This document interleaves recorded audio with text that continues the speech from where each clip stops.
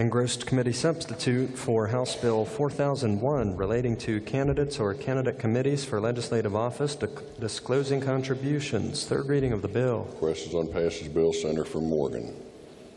Thank you, Mr. President.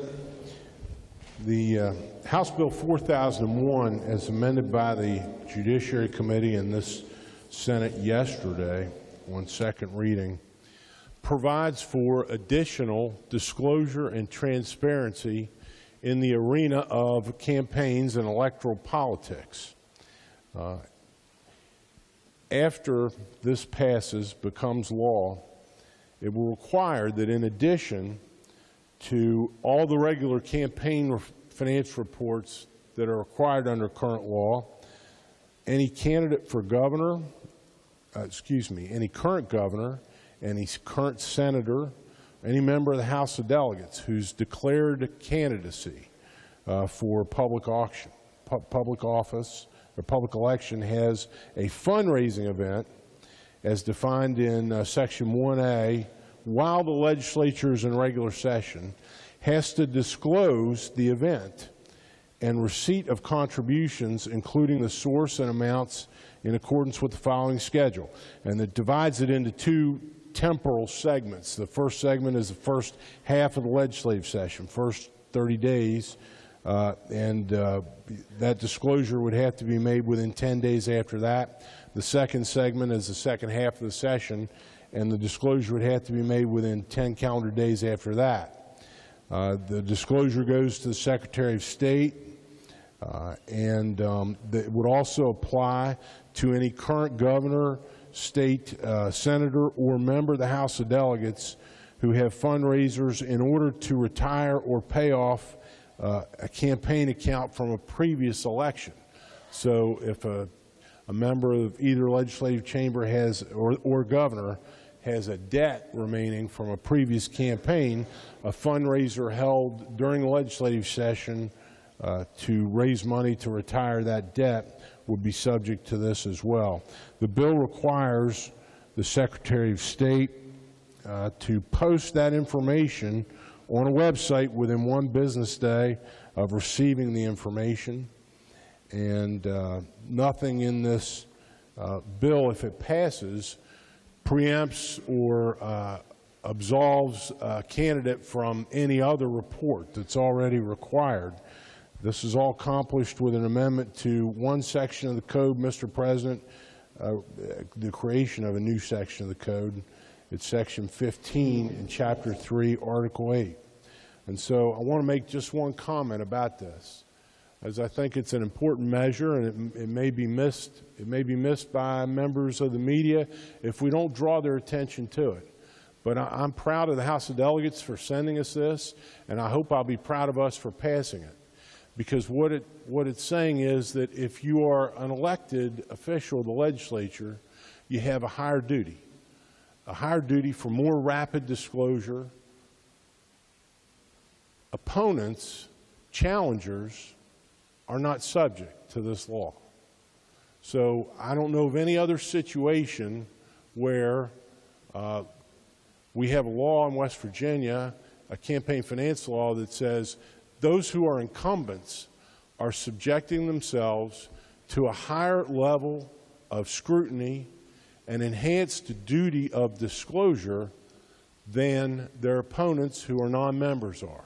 But this bill does that, and I think that the House has sent it here and that we're considering passage of it is a good thing, and I hope it's one of the measures. I know there are many. We've had ethics measures under consideration, campaign finance measures, that I hope are designed and will have the effect of enhancing public confidence in the institutions of government. And that can only be a good thing in a government that is in the hands, the reins of which are in the hands of the citizens, a freely elected government. I urge passage of the bill.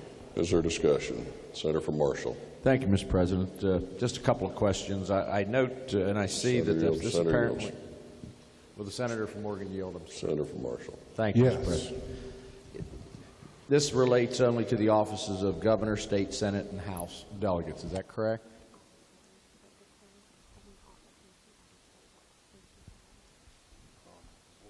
this bill? It applies to people who are currently serving as governor, senator, or a member of the House of Delegates.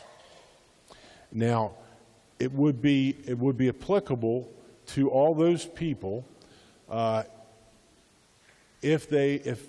to those of them who are candidates for any office. So if somebody is not running for re-election, just because you're a sitting senator doesn't you're not required to have more reporting. Is that correct? Well, if you're trying to retire debt. If a senator's not running for re-election, it would be unlawful to raise money unless it's to retire previous debt. And in that circumstance, under this bill, it does apply. So a sitting senator or sitting delegate who's not running for election to anything, but who's holding a fundraiser to try to retire debt from a prior campaign, this law applies. There'd be an expedited disclosure requirement. And what was the rationale for the office of governor being included? The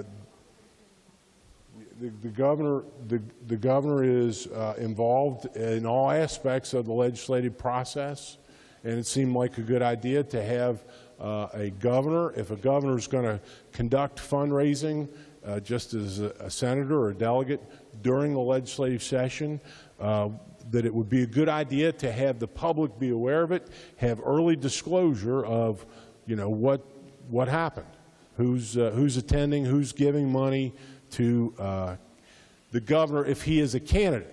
Or she, or he or she. But in any event, I just wondered why it wasn't, I know the governor sends up an agenda. He sends up his State of the State and sends up his introduced legislation at the request of the executive, so he or she usually has an agenda they advance, so I can perhaps understand that inclusion. They also ultimately have the power of veto over anything that does pass here, but I'm wondering why we did not expand that to the entire Board of Public Works, since obviously many times we've seen several bills advanced by the Attorney General, for instance, by the State Treasurer, for instance, the Secretary of State. They all have oftentimes agendas that they advance during the legislative session. I just wondered if there was any consideration in the committee to expand it to the entire Board of Public Works, particularly if they have legislation pending before this body. The introduced version of the bill from the House did include the Board of Public Works. That was amended out either in House Judiciary or Senate Judiciary. It was amended out in Senate Judiciary. And I'm just wondering was there discussion or a rationale for not making it equally applicable to all elected officers of our holding the highest offices in the state? It would be inappropriate for me to try to synthesize the thinking of the 17 members, each of the 17 members of the Judiciary Committee, but I think the we have till midnight. We can try to figure that out. I think the consensus was that it should be narrowly tailored to those officials, legislators, and the governor, who have the most direct effect upon the legislative process. Thank you. Thank you. Further discussion. Senator from Boone. Thank you, Mr. President. Would the chairman continue to yield? Senator yields. Senator from Boone. Absolutely. Senator, again, I wasn't on that committee, but a fundraising event, is that would sending out a blast mailing soliciting campaign contributions, would that be considered a fundraising event? There's a statutory definition of fundraising event in the election code. And so to answer the senator's question, I don't think that would, sending out letters or correspondence or emails in and of itself, it falls within the definition or meets the definition of what a fundraising event is. If possible, again, I'd love to hear the definition of a fundraising event. It's contained in West Virginia Code Chapter 3, Article 8, Section 1A, definitions section, and it is in subsection 15. I got it. It says fundraising event means an event such as a dinner, reception, testimonial, cocktail party, auction, or similar affair through which contributions are solicited or received by such means as the purchase of a ticket, payment of an attendance fee, or by the purchase of goods or services. Thank you. Thank you, Mr. President. You're welcome. Senior Senator from the 16th. Thank you, Mr. President. Would the senator from Morgan continue to yield? Senator yields. Senior Yes. Senator from the 16th. So I want to understand, you said that the Board of Public Works, the Treasurer, the Attorney General, Secretary of State came over from the House, but that particular aspect was removed from the Senate Judiciary Committee? That is correct. Okay.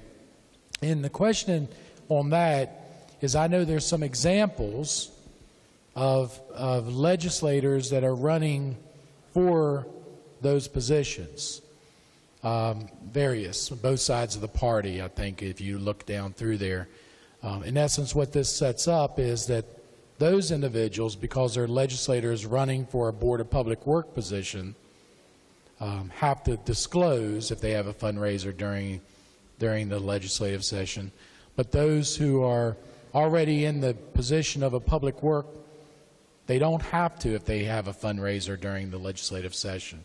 It sets up a little bit of a fairness issue, but I mean, I guess, could you address that? Because when you talked about Board of Public Works not being directly engaged, they may not be directly engaged in voting on the issues, but I guarantee that the Board of Public Works is very much engaged in the process and drafting legislation and so forth. So I'm just wondering your analysis of that and why you would remove the Board of Public Works when the public need to know that too. Well, that was what the committee voted to report. And so, as I said in response to an earlier question, probably if you ask all 17 members of the committee, you would get maybe multiple or different answers as to the why part. But the senator is correct. As the bill lies before us, it applies to a governor, a member of the Senate, or delegates holding fundraisers during the session, if they are candidates for some other office.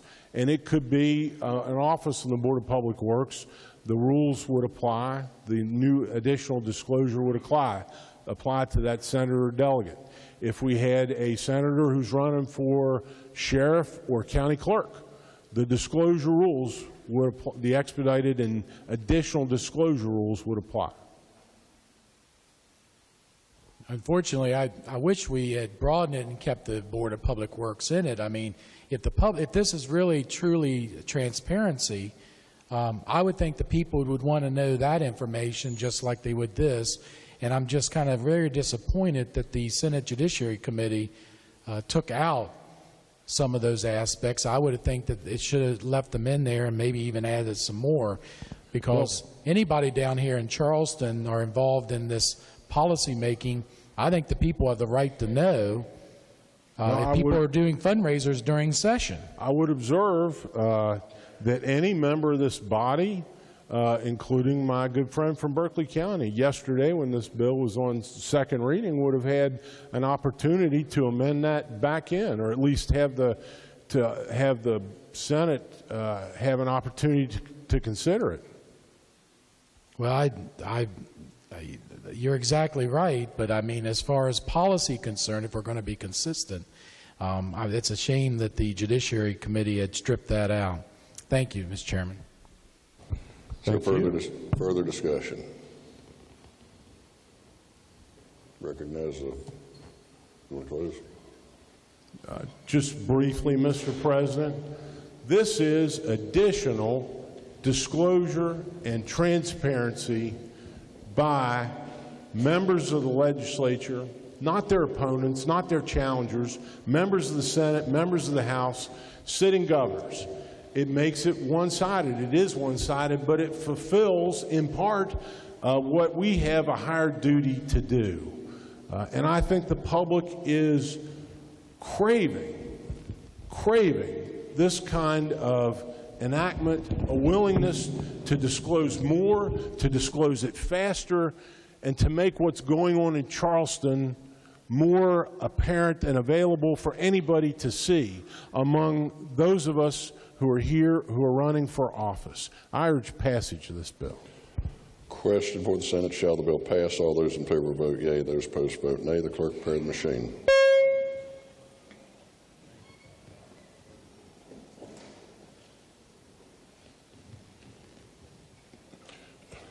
Has every member voted? If so, the clerk close the machine and ascertain the results.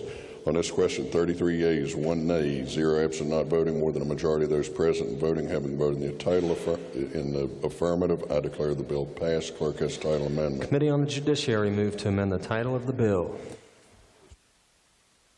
Questions on the adoption of the title amendment? All those in favor will say aye. Opposed, no. The ayes appear to have it. The ayes do have it. I declare the title amendment adopted. Clerk will communicate the action of the Senate to the House.